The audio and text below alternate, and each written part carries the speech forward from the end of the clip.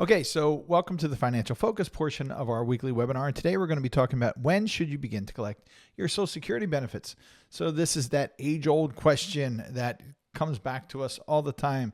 So this came to me because I was having a conversation with some friends. We were having a couple beers, and these are very intelligent individuals. And each one of them said to me, I'm going to collect my Social Security benefits at age 62. And I looked at them and I said, what?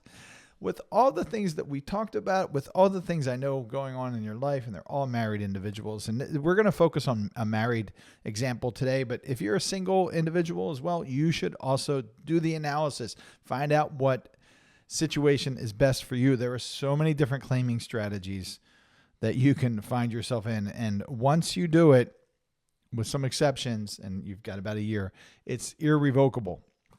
So you want to have this decision be thoughtful. Again, this is the financial focus portion of this webinar. If you're just joining us, we just came off of the weekly webinar that we do every single week, just about, where we have some updates from the Slott group about IRA distribution, withdrawal strategies. We have a section from our Social Security analyst, Heather Schreiber, where today we talked about Social Security disability and maybe an early collection strategy for an individual who wrote in. We also talk about the markets and some investment strategies, but back to our financial focus, we're going to talk right now about when you should begin to collect your Social Security benefits. So follow along with me. I'm going to drop my whiteboard down here so we can all work on this together. And I'm going to share the outline here, and we're going to go through some things. So I explained to you that this was a discussion with friends of mine. And, the argument was, well, I've spreadsheeted it and I don't think I'm going to live that long. So it makes sense for me to collect early. So that may be, I don't know if you want to decide on the future benefits for you and your spouse based on a hunch of when you might die, unless you know something. Now, a couple of my friends are police officers, and, there's the life expectancy may be a little shorter for those folks after they retire. I certainly hope not.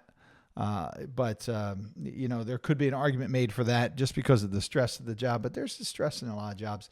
But now if you have a health condition, if your situation points you to the direction, you've looked at all the data points and you've still made this decision to collect at age 62, that may be the best option for you. But I want you to know what the tools are and how to look at things so you can explore this. Now, this is not advice.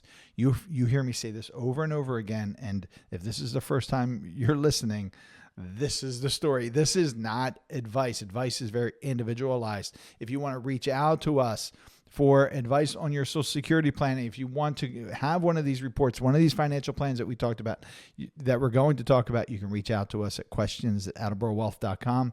I'll share that with you right here. That's questions@attleborowealth.com. You can reach out to our website at attleborowealth.com. You can schedule a time under the contact drop down. If you have at least $1 million in a retirement account, you can schedule time with me. We can go through these questions for you or with you. There's also a link in the description of this video or this podcast description where you can reach out and schedule time with me. Again, if you have at least $1 million in a retirement account. I wish we could help everybody, but we can't. And my way of helping everybody is by offering these education courses, these free education courses like this webinar. And I'm working on some advanced classes. You'll get notifications of those if you're signed up for our emails. And if you want to be signed up for our emails, you can do so by reaching out to us through the website or sending us an email, or subscribing, of course, to the YouTube channel. You'll get notifications when the videos are available. But for the advanced class, you're going to need to be on our email list. So now let's dive into it. Sorry to keep you waiting. So I had this discussion with friends. Let me share my whiteboard again. We had this discussion with friends, and they made some good arguments about, well, geez, what if I die early? I start collecting at 67. I wait, like you say I should, till at least 67. And then what if I die at 75? So we're going to look at that. What if you die at 75? Compare it to an optimized strategy. What if we die at 80? And we're going to step through each one of these strategies. So let's first talk about what I mean by this optimized strategy. So I want to introduce you to Frank and Joanna Sample. So obviously they're not real people. These are sample individuals that we're going to use for not only this report. This comes from our Social Security analyst, Heather Schreiber. Heather's our Social Security analyst here at Attleboro Wealth Management. She's one of the best in the nation. And a lot of financial advisors have this tool, these understanding your Social Security strategy, Social Security timing reports. There's all kinds of tools out there. But one of the benefits that we have is that we have Heather behind us, giving us the analytics behind it and her opinions and her informed and educated opinions. So in this, this is a 22-page report.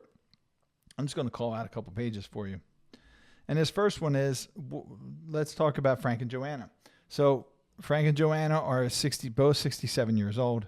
Here are their fictitious dates of birth, and here are their monthly retirement benefits from Social Security. Now, here are their assumed ages at death, 90 and 95. I'm going to repeat that a lot. So when I run these reports, I typically like to use the Social Security actuarial ages, and I think that's 83 for men, yes, and 85 for women.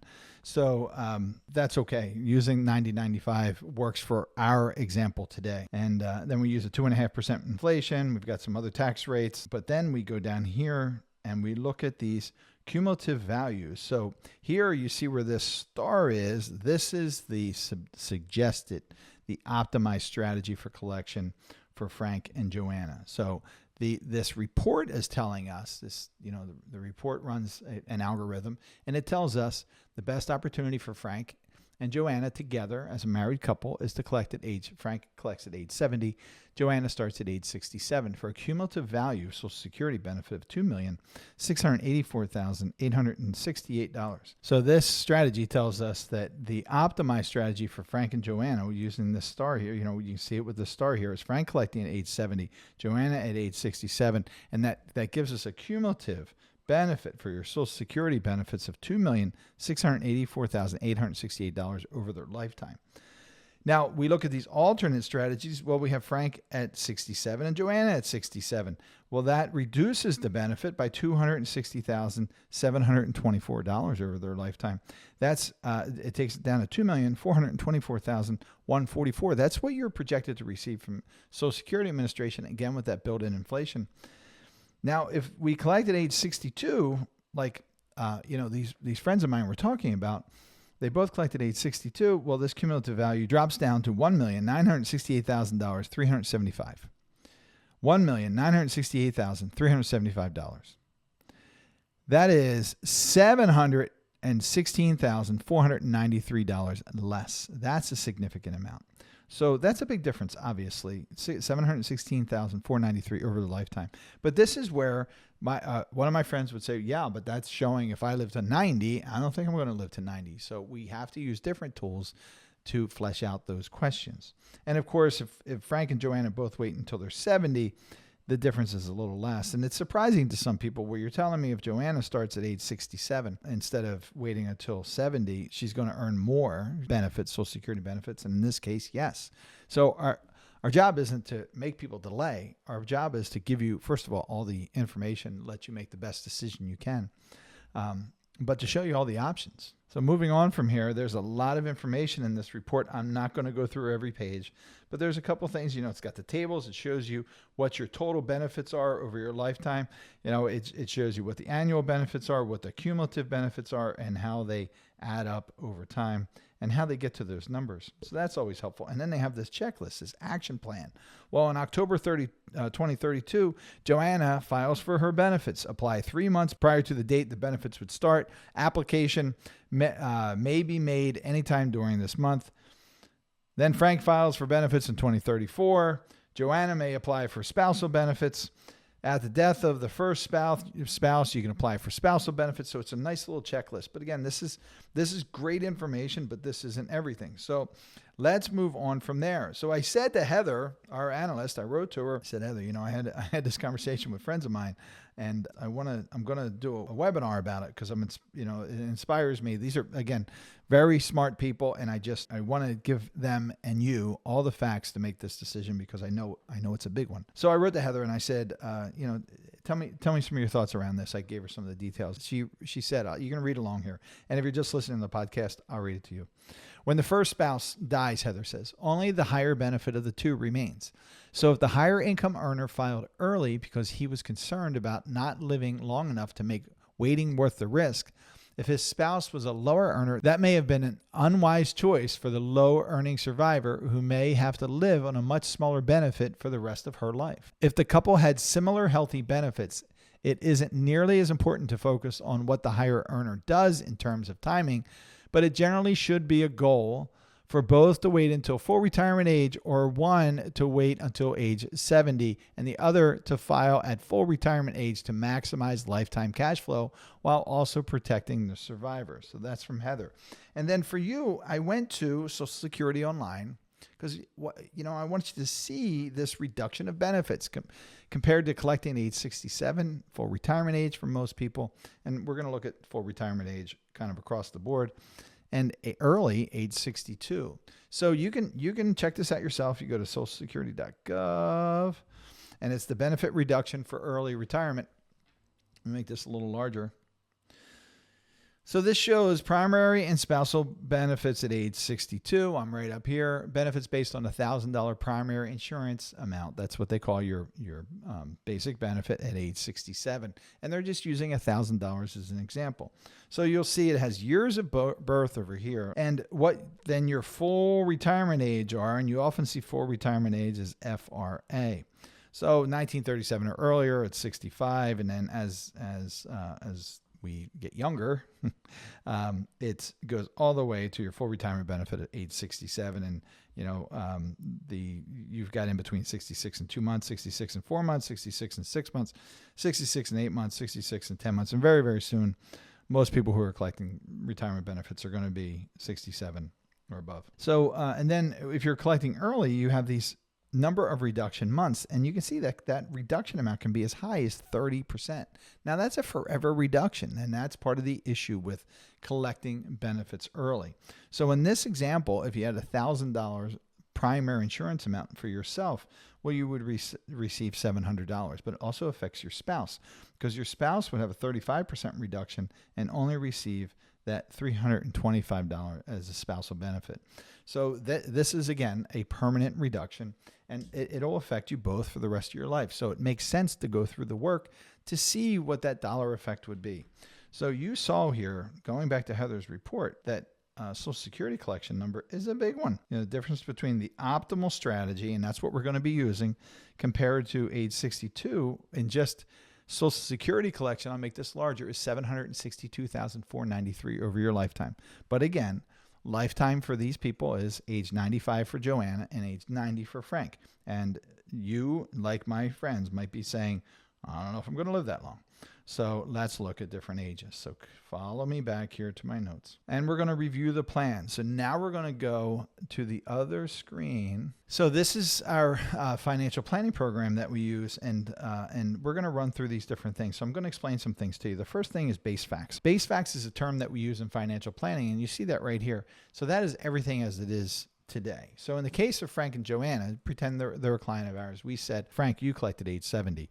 Joanna, you collected age 67.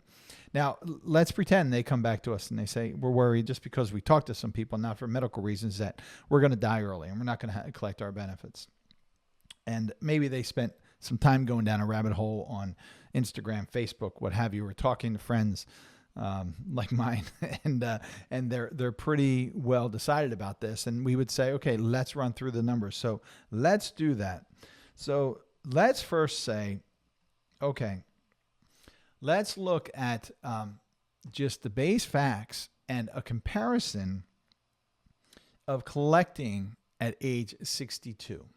So when we build out these alternate plans, now we have lots of alternate plans for Frank and Joanna like we do for many clients, but we're going to focus on this top one here that we labeled number one, and that's both collect Social Security early and reinvest the money, because that's a big part of it too. People say, well, I'm going to collect it early and I'm going to reinvest those funds. So that's good.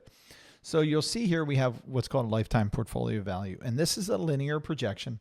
So you can do, you can do different types of projections. You can do average market, and that'll give us, a more average market projection. But for our purposes today, we're going to keep it really, really simple. We're going to do linear projection. We're assuming the increase in Social Security gives us, and we're also assuming just a portfolio increase of the reinvested funds. I want it to be fair in the increase of the reinvestment funds, so it's very close to, I think it's 6.85% that they're receiving on an annual basis. So it's like an 80-20 or 75-25 portfolio, just to give the opportunity for some growth. I didn't want to put my thumb on the scale for or against Social Security. So you'll see that comparison. So what this is showing us is, again, we start with base facts, and this just says, okay, they're spending money over the lifetime. Here's Frank's retirement. Here's Joanna's retirement, and here's Frank's death. And at the end of Joanna's life, well, she's spent what she's wanted to spend, and she's got $5 million, almost $5.1 million left to pass to her heirs, used for long-term care, whatever her goals are. Well, when we lay over, okay, well, what if they both collect at age 62? You'll see here that there's a difference in the plan. And overall, there's a value lost at the end of their life of $450,831. So you'll see value lost, $450,831. But that's not the end of the story. And their assets last until age 95. Because you'll see, starting here in 2025 at age 60 and 59, you'll see that there's some green here. And that means that they're actually doing better in this strategy than they would have if they would have waited to collect at 70 and 67. So let's explore that a little bit more and see what it means. You'll see in that first year, well, heck, they've got about $1,000 more here, and it really kicks in at age 62. So at age 62, we've got $27,300. And then at age 63, we've got $64,000, and this is really the Social Security benefits that are being reinvested. In their case, it's less of a deficit. They're not spending as much of their assets. They're reinvesting those assets using their Social Security funding. And the sweet spot comes in for them. Let's see, I have it written down on a note here. The best year is at age 69 and 68, and this is consistent. At about $389,000. So if they both pass away at 69 and 68, this was an absolute win for them. They've done almost $400,000 better. Right after age 69 and 68, it starts to come down. So it starts to spend down, and it continues. And the break-even point, and this is what my friend said, right? I've spreadsheeted it out, and I see a break-even point, right around, I think he said right around 85, 84 years old. I don't think I'm going to make it that long. And that's when it starts to decrease, because now at 86, 85 years old, we're in negative numbers, and that compounds pretty quickly. And by the time they're both, well, Frank's gone at age 90, but by the time Joanna is 95 years old, that strategy actually lost them about $450,000. So that's comparing that one strategy, Frank collecting at age 70, Joanna at 67, and them both collecting at age 62, assuming they both live to 90 and 95 years old. So now let's stress test it. So let's go back to base facts. And let's look at Frank dies early. These are big differences. So we've got these what-if scenarios. So let's find the one that we created that says Frank dies early. And it's going to run the numbers. So look what happens. So they lose over their lifetime to age 95 for Joanna, because remember, Joanna's still here. And listen, there's almost unlimited possibilities. I'm sure it's limited, but we could say, okay, what if Frank dies at 75, Joanna dies at 85, Frank dies at 70, Joanna dies at 80, whatever. It can be anything. And but here we're saying Frank dies early, Joanna continues to age 95, and they lose just by that happening $1.1 million. Now that's the optimized strategy that we might recommend. I'm not saying that that's the recommended strategy, but that's the optimized strategy. And they've, just by Frank dying at age 75, it has a great effect, 1.2, just about $1 million. So that's a big deal. And but don't forget, just by collecting at age 62, if they both live the same age, they've already lost $450,000 if they live to age if they both live to age 95. And just by laying over this what-if scenario, and these are the things that you should explore in financial planning, they've lost almost $1.2 million just by Frank leaving us early. Now, we also did, well, what if Frank passes at 80? Well, of course, he's got more time collecting those Social Security benefits, so now that value loss compared to him living until 90 and Joanna's still living till 95. Now let's call it $640,000. It's $639,913. So now let's compare that with, we're going to go back. We've got not applied, right? We're going to start here because remember, now they both collect benefits at 62. So they're both collecting benefits at 62. This takes us back to that value lost of $450,000. Now we're going to say, okay, now they've collected at 62. What happens if Frank dies at 75? Because remember, that was the reason for choosing to collect your Social Security. My friends, and I've heard it from other people, that's the reason for choosing to collect the Social Security benefits at age 62. What if I don't live that long? What if I die early? What if I die at age 75? So that value lost was $1,379,000 if Joanna continues to live until age 95. So remember what it was before with the optimized strategy. That value lost with Frank dying at 75 was $1,193,218. So there's obviously a difference there. There's a difference of $185,949. So just with the same circumstances, Frank dying at 75, they've lost an additional $185,949. I hope that's making sense.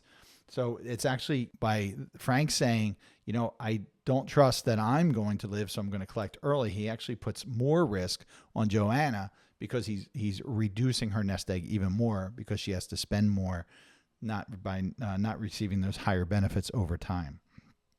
So now what about 80? So using that same step up here, we go from Frank dying at age 75 to now Frank dying at age 80. Well, that closes a bit because he's got more time collecting Social Security benefits. He's got 5 more years before he passes away.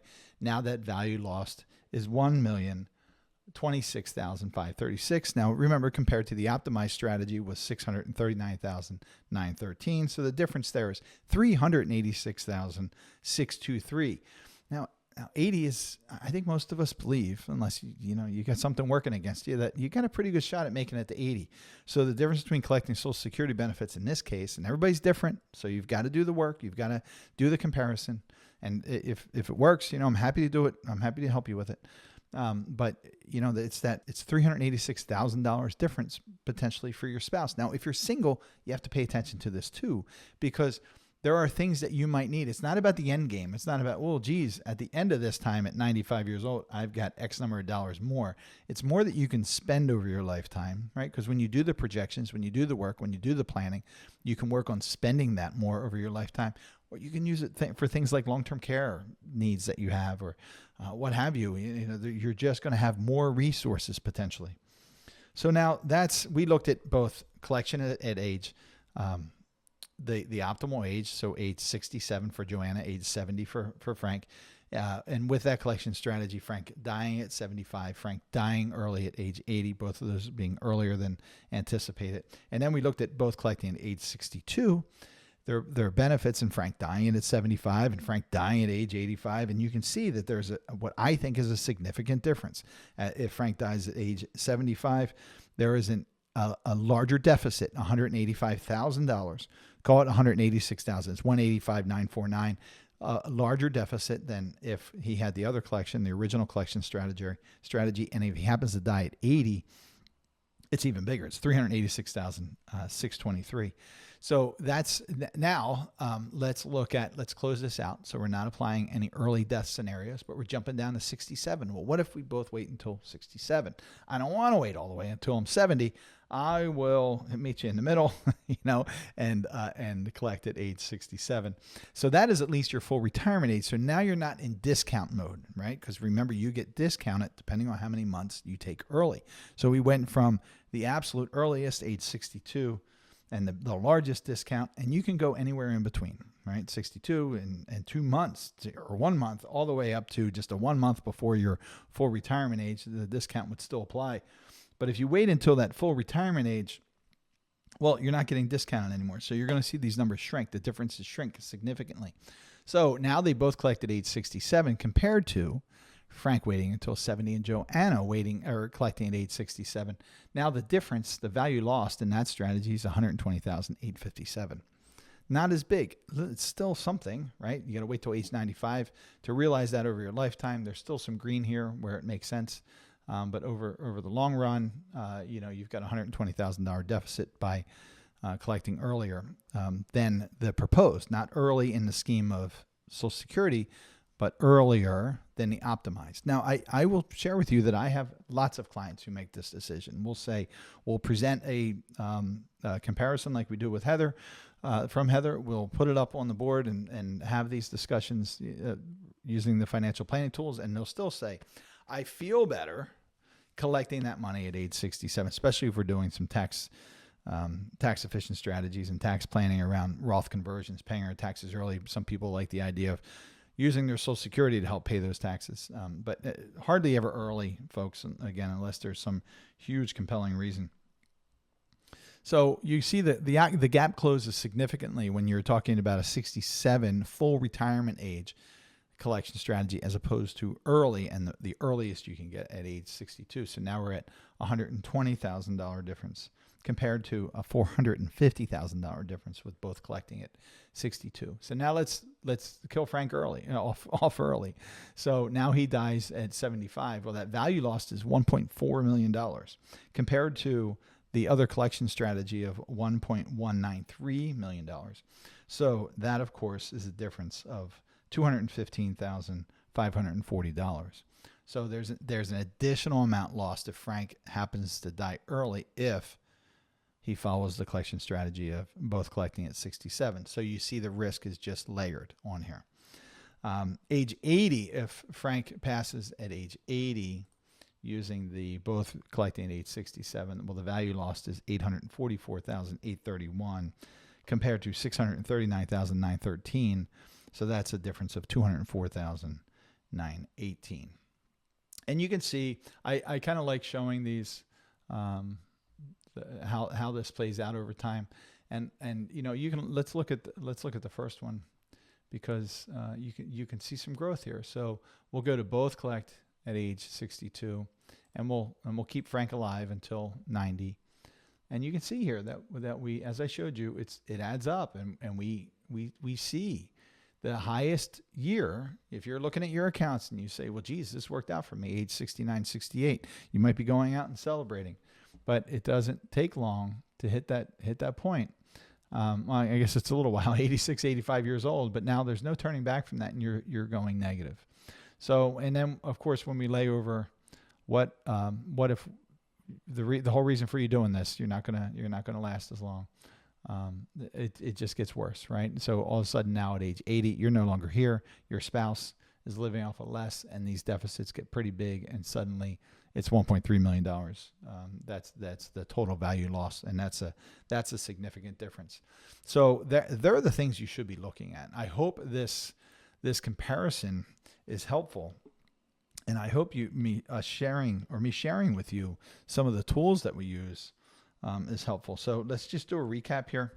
So we looked at both the optimized strategy was Frank collecting at age 70, Joanna at age 67. And this by no means should mean to you, well, that's when you should collect. It's very individualized. Here we go. Individualized strategy. I hope you heard me say that over and over again. Again, if you have at least $1 million in your retirement account and you want to reach out to us for an analysis like this, you can do so on our website, attleboroughwealth.com. That's attleboroughwealth.com. There will be a link to schedule time with me in the description of this video today. You can also reach out to us at questions@attleboroughwealth.com. If you listen to the podcast, and it'll be in the podcast description. There are just a lot of different ways to reach us. So if Frank dies early in this scenario, again, the optimized scenario, Frank at 70, Joanna at 67, we have a loss at age 75, if he passed at age 65, of $1.1 million. That's greater than that's less than the loss if we collect. You can see the difference here. $1.1 million, let's call it $1.2 million compared to $1.378 million. So that's a difference of, if we collect at age 62, that's a difference of $185,000. So it layers on the risk. If Frank collects in the optimal strategy that we shared with you, and he dies at age 80, and Joanna lives to 95, they lose $639,000 compared to if they decide to collect at age 62. I'm here now. At age 62, and Frank dies at 80, they would lose just over $1 million. So $1,026,000. That's a difference of, if you can't see that, I'll clean it up here. That's a difference of $386,000, which is not insignificant. So this is the big one for me when we were comparing it. That really struck me, because that's a big difference. $386,000 to put my spouse at risk. People often make that decision. I'm going to collect Social Security at age 62 because I'm afraid I might die earlier because of their feelings about things, not necessarily because of the math that supports it. And this $386,000 really would change my feelings about things if I was looking at it. If they both start collecting at age 67, that gap narrows.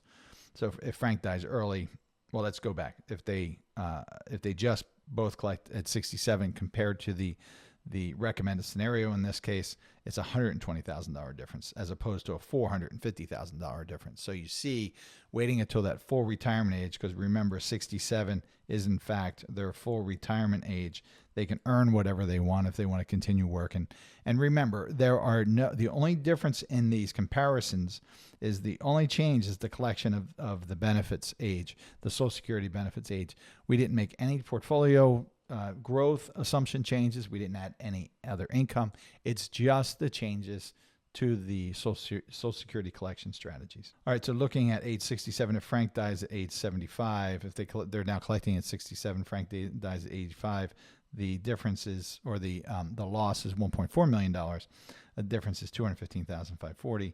At age 80, the difference is $844,000 with a difference of $204,918 compared to the optimal scenario. So you have all the numbers there. I hope this has given you some more things to think about. Don't just listen, pay attention to these myths and misconceptions. It's really easy. I've done it, right? It's really easy to go down the rabbit hole with YouTube, with Instagram. There's a lot of great information out there, and there's also a lot of false information out there. One of our podcast is called Not a Guru, Real Financial Education. So I want you to use this channel and the podcast for exactly that, for that education. I want to give you factual information. I'm a certified financial planner. I've been doing this for a long time. Geez, it's 24 years now. I've been asked to speak all around the country. I coach other financial advisors, financial planners around the country. So I'm bringing you that, whatever weight you want to give that expertise to help you make these decisions, to help you educate yourself. Again, this is not advice. You should find somebody who can give you that personalized advice. So anyway, I hope that was helpful. I look forward to seeing you again soon. I always appreciate the feedback. If you haven't already, hit the subscribe, like, and notification buttons. And if you want to subscribe to our email list, reach out to me. There's a million ways to reach us, all those that I gave you already, or there are some links in the description. And I will see you soon. Take care.